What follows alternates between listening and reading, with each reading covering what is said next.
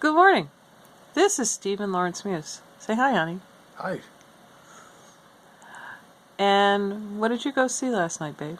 Last night I went to see the movie Unplanned, and I was I was shocked back into some places in reality that just it just shook me to the core. Why? Back in 1973,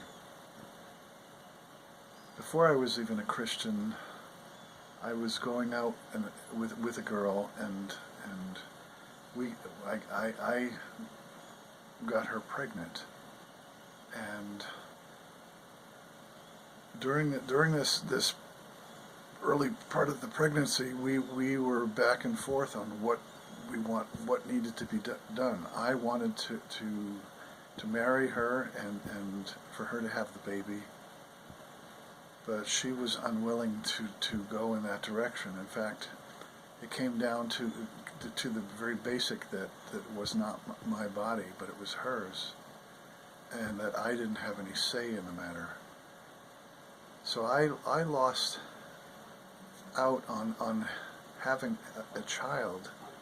The child was aborted in May of 1973, and I have had that memory, wondering ever since, wondering what this child would look like, where this child would be today, and not knowing now if it was a boy or a girl, but just knowing that God, you have this child in your care, and someday I will see this child. When I go to be with Jesus, I am expecting to be able to see this child that I never knew. So, abortion just doesn't affect the woman having the procedure? No, abortion is not just about the woman. It impacts the father. It impacts the families. It impacts so many people around. The ripple effect of this, it goes on for generations, and it's kept secret. It's kept hidden. You're always living in a lie. And I've always given the testimony about this particular child. From the time that I've been a Christian, I made my peace with God about what happened, but I still think about this child often. If there's somebody out there, especially a man listening, who might be in the same situation as you or has had to walk a similar thing, what do you want him to know?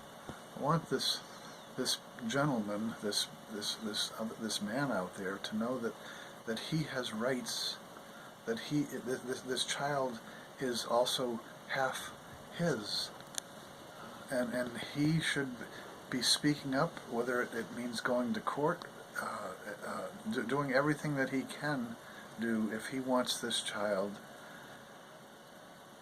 And he shouldn't stop there. I mean, if the woman decides against his will to take the child, he needs to be a voice and speak out for other men.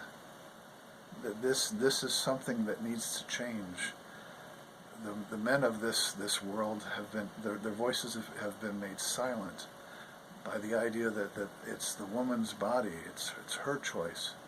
Well, it took two to make the baby.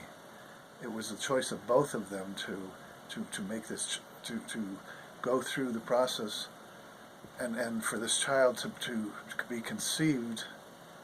And it takes two, and there are two voices involved, not one. There always need to be two voices, and they should be equal. There should be equal weight for both voices.